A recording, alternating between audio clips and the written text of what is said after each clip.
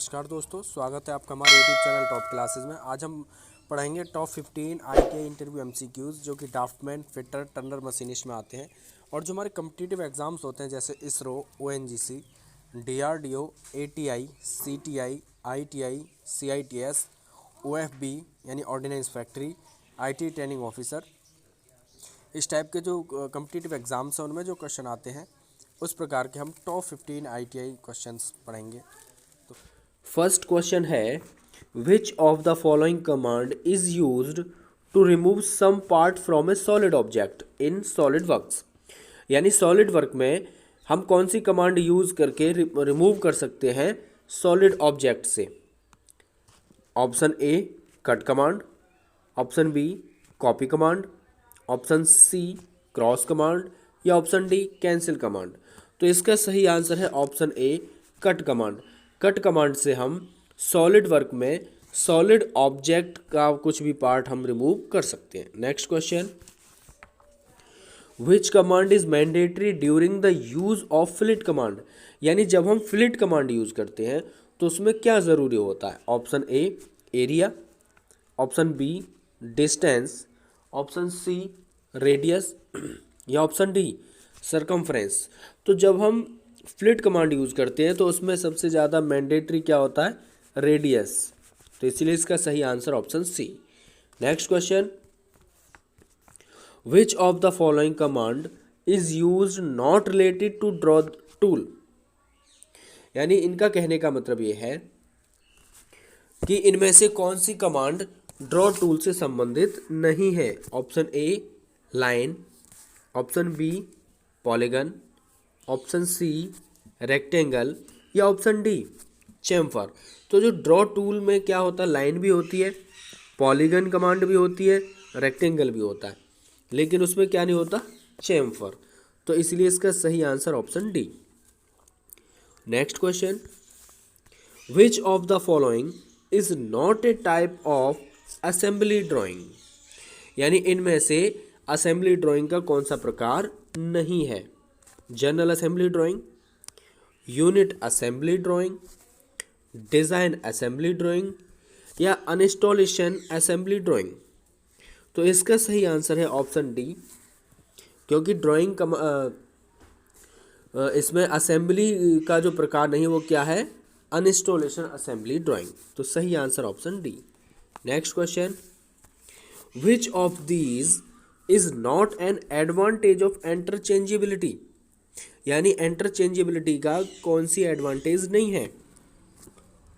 Option A it increase production rate, option B cost of product decreases, option C assembly of parts takes more time या option D reduction in wastage.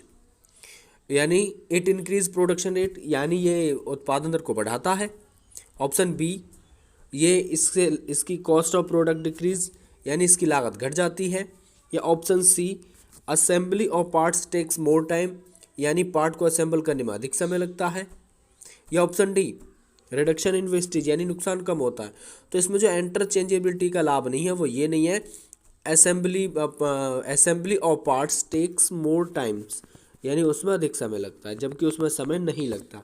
तो इसलिए इसकी जो advantage नहीं है option C. Next question, difference between produced components maximum and minimum limit is called.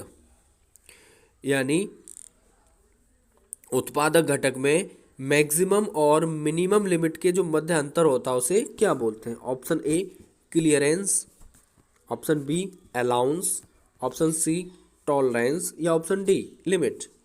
तो बता दूं, ऑप्शन ए यानी जो क्लियरेंस है, क्लियरेंस क्या होता है, जब साफ्ट होल के अंदर स्वतंत्रता पूर्वक घूमे तो वो क्या होता है, क्लियरेंस होता है। अलाउंस क्या होता है, 2 फीट होने वाले साइज के अंतर को अलाउंस बोलते हैं। टॉलरेंस क्या है, यानी अधिकतम सीमा और न्यूनतम सीमा के बीच का जो अंतर होता है उसे टॉलरेंस बोलते हैं। लिमिट क्या है, बेसिक साइज में एक स्वीकृत अंतर या छूट, वो लिमिट कहलाती है। तो इसमें क्या कह रहा है कि अधिकतम और निम्नतम, तो यानी इसका सही आंसर है टॉलरेंस। हाई लिमिट और लो लिमिट के बीच के अंतर को टॉलरेंस बोलते हैं। Next question, bilateral tolerance is fixed at, यानी जो बायलेटरल टोलेंस होता है उसको फिक्स किया जाता है एबव द बेसिक साइज, यानी बेसिक साइज के ऊपर। Option B, below the basic size, यानी बेसिक साइज से नीचे। Option C, in one direction from the basic size, यानी बेसिक साइज से किसी एक दिशा में। Option D, in both directions from the basic size above and below, यानी इनका कहने का मतलब है कि बेसिक साइज में ऊपर या नीचे कोई भी, दोनों तरफ भी हो सकता है और दोनों में से एक तरफ भी हो सकता है। तो इसलिए इसका सही आंसर यही है, in both direction from the basic size above and below, यानी दोनों साइज। तो सही answer option D. Next question, which of these clearance fit is lies under hole basis system, यानी होल बेसिस सिस्टम में clearance fit किसके अंतर्गत आता है? 20H7 P6 या 20H7 Z11 या ऑप्शन सी 28 Z11 या ऑप्शन डी 20H7 G11। तो आपको बता दें जो क्लियरेंस फिट होता है वो CDEFGH। तो इसलिए जो G और H दोनों इसमें आ रहे हैं, तो इसका मतलब जो क्लियरेंस फिट है वो है option D 20H7/G11। Next question, which of the following is the best example of shrinkage fit, यानी श्रिंकेज फिट आता है इंटरफियरेंस फिट में। तो ये श्रिंकेज फिट का जो एग्जाम्पल है वो क्या है? Rim on a bullock cart wheel, यानी बैलगाड़ी के पहिए पर rim. Option B, tyre on wheel, यानी टायर व्हील के ऊपर। Option C, tyre on a bicycle rim, यानी टायर बाइसाइकिल के बाहर। Tyre on a bicycle rim, यानी साइकिल के ऊपर टायर। या option D, flywheel on a shaft. तो इसमें जो पहला वाला है बैलगाड़ी के ऊपर tyre, rim on a block cart wheel, ये श्रिंकेज फिट का एग्जांपल है, यानी सही आंसर यही है हमारा ऑप्शन ए। और जो ये है बाइसिकल के ऊपर टायर, ये है पुश फिट। और जो फ्लाई ऑन ए शाफ्ट ये है running fit. Next question, which type of drive is used with shaft arranged at right angle and rotation in definite direction, यानी किसी निश्चित दिशा में घूमने तथा समकोण पर व्यवस्थित शाफ्ट के साथ किस प्रकार की ड्राइव का प्रयोग किया जाता है? ऑप्शन ए, ओपन बेल्ट ड्राइव, यानी इसमें क्या होता है जो ओपन बेल्ट ड्राइव होती है उसमें दोनों पुल्लियाँ एक ही दिशा में घूमती हैं। Option B, cross belt drive.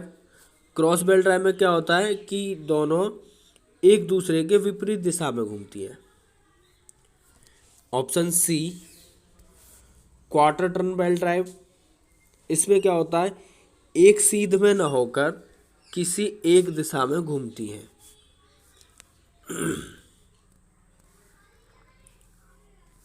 ऐसे, ठीक है। और कंपाउंड बेल्ट ड्राइव होता नहीं, तो इसलिए जो इसका सही आंसर यही है option C, quarter belt drive. Next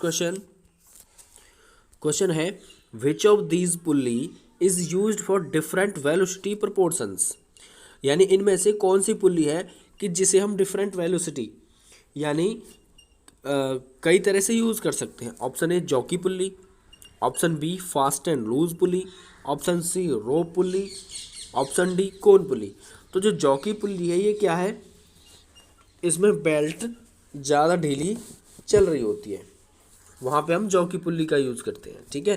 fast and loose pulley, यानी मोटर चलती रहे और मशीन बंद रहे, तो वहाँ पे हम fast and loose pulley use करते हैं। रोप पुल्ली का मतलब ये है कि लंबी दूरी, जैसे कुएं से पानी निकालते हैं तो हम रोप पुल्ली यूज़ करते हैं।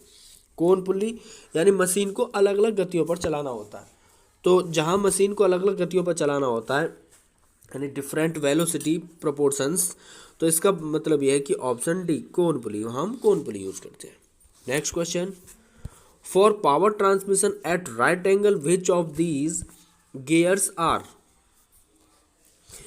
यानी राइट एंगल पे हम कौन से गियर का यूज करते हैं? Option A mitre gear, option B spur gear, option C hypoid gear, option D helical gear.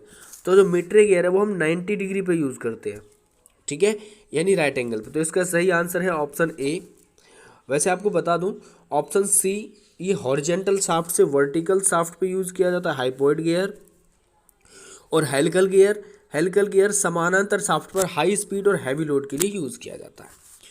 Next question, which device is used for power transmission between two parallel shaft, यानी इसमें से जो दो parallel shaft हैं उनके मध्य जो power transmission होता है वह हम कौन सा गियर यूज़ करते हैं? Option A spur gear.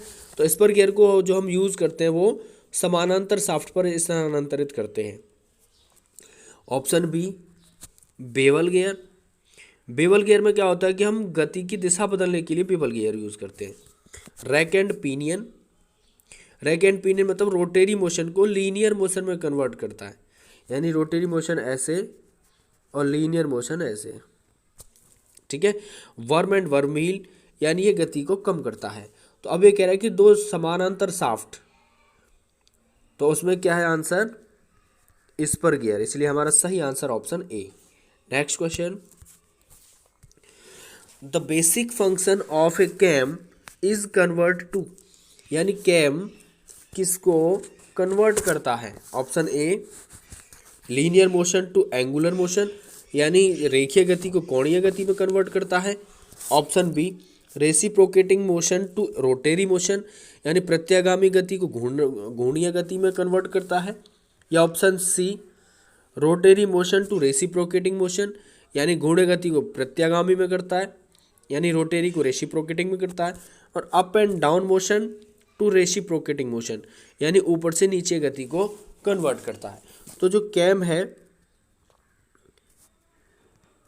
Cam क्या करता है? जब कैम चलता है तो वो रोटेरी मोशन को रेसिप्रोकेटिंग मोशन में कन्वर्ट करता है। नेक्स्ट क्वेश्चन है which part of hammer is used for striking work, यानी स्ट्राइकिंग वर्क करते समय हैमर का कौन सा पार्ट यूज होता है? Option A pin end, option B face, option C cheek, या ऑप्शन डी आई होल। तो जब हम स्ट्राइकिंग वर्क करते हैं तो इसमें क्या यूज होता है? Option B face. तो इसका सही आंसर ऑप्शन बी।